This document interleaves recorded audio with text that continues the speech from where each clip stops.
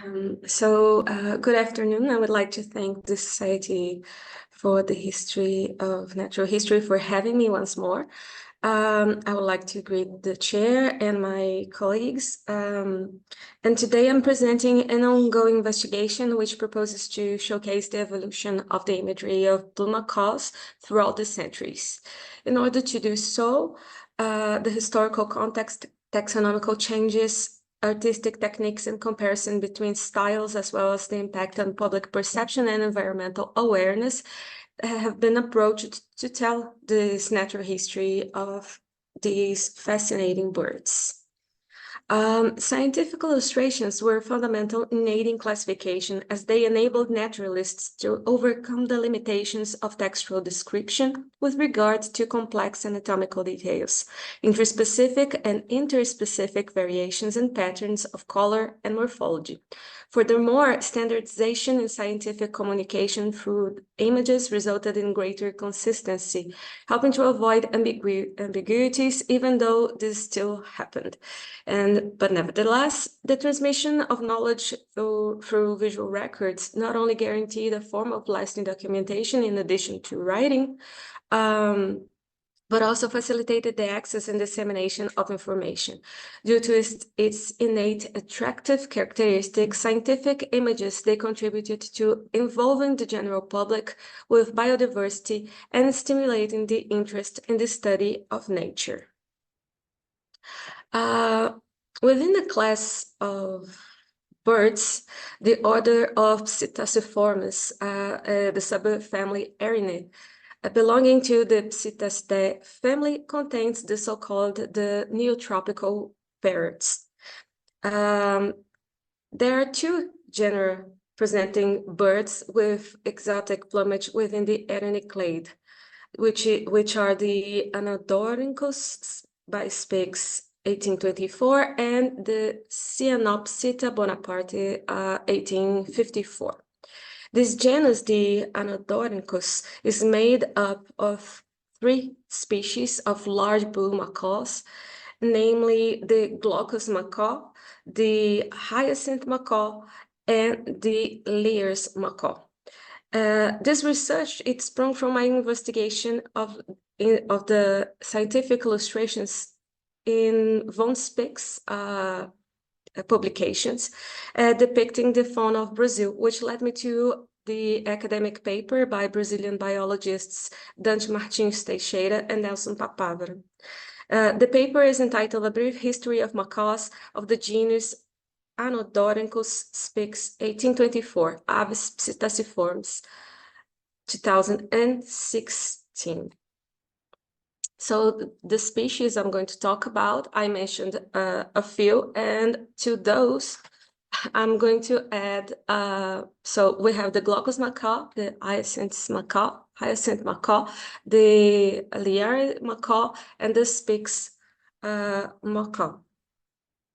I'm not sure if you all have seen these birds, therefore I'm going to present them to you right now, starting with the glaucus macaw, known in Brazil as arara azul pequena, which means little blue macaw.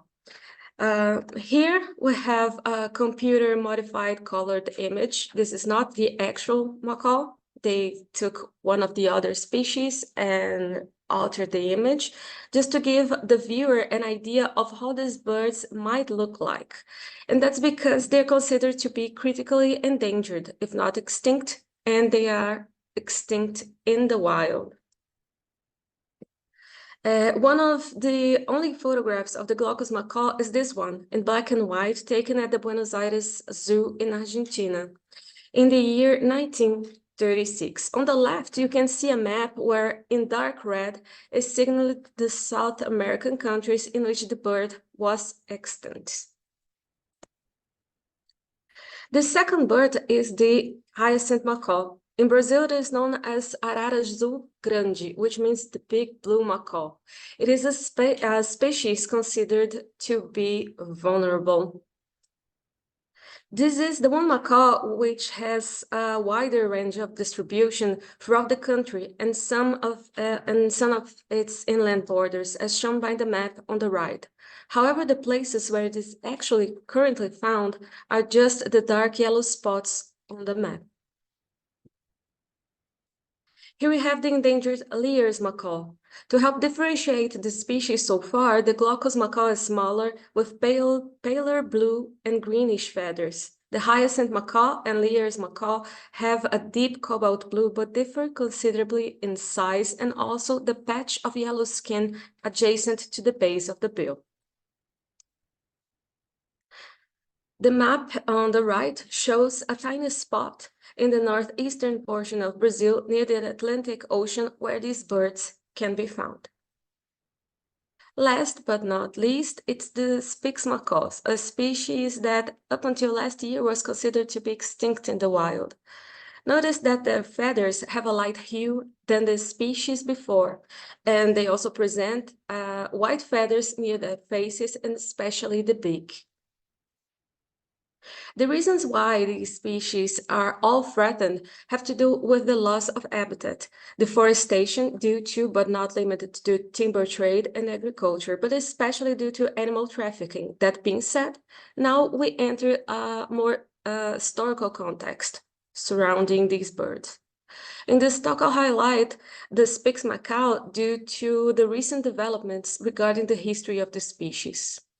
The Spix macaw was already a rare bird by the time Spix discovered them, effectively disappearing from the eyes of naturalists and travelers for 84 years after Spix encountered this species.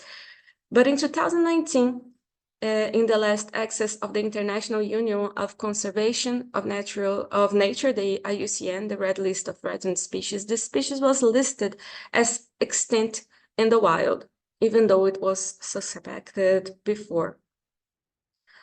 Until then, the last known individual in the wild disappeared in the late 2000s with no subsequent confirmed sightings of wild individuals.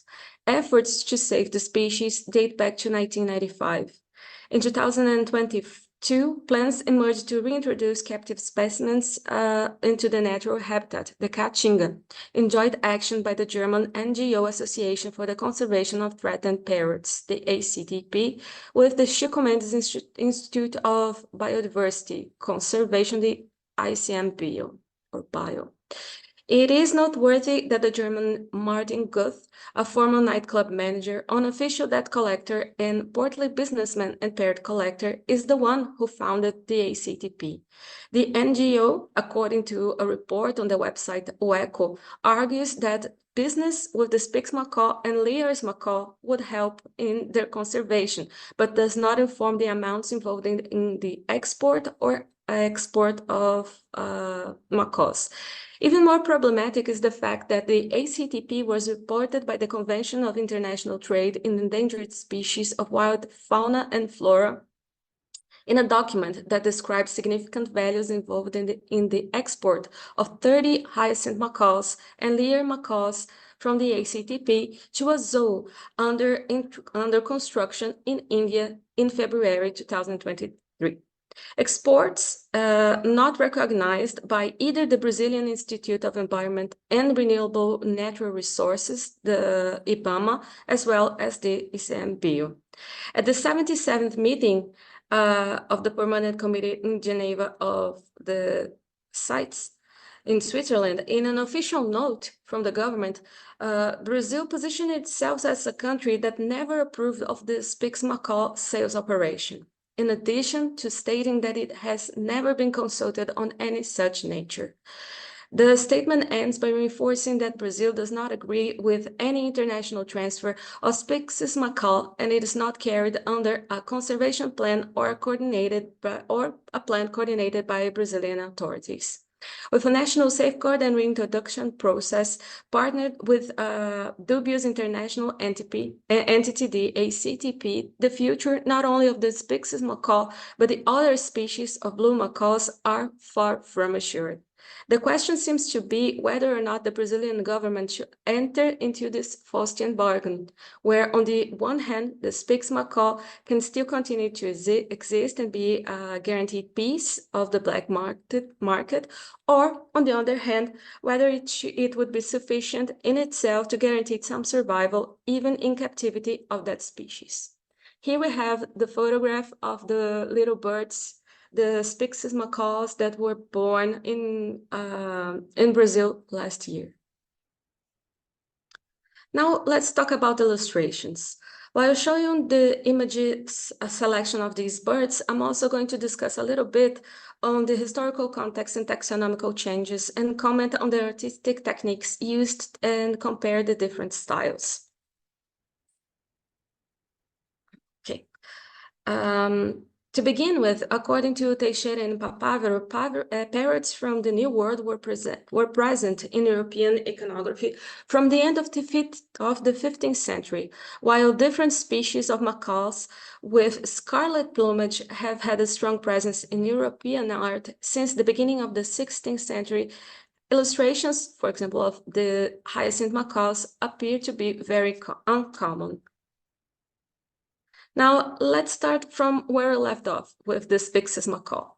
The only species of the genus Cyanopsita was first described by the naturalist Georg Marggraf in the book Historia Naturalis Brasiliae from 1648 as the Maracanã brasiliensis, characterized as a bird resembling the gray parrot described by Linnaeus, but larger, with grayish-blue feather.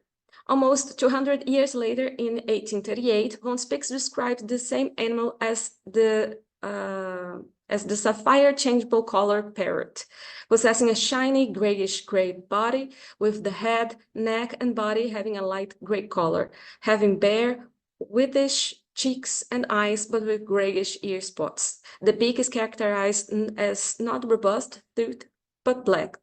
Same color as feet and claws. So Spix mixed a little bit these two birds.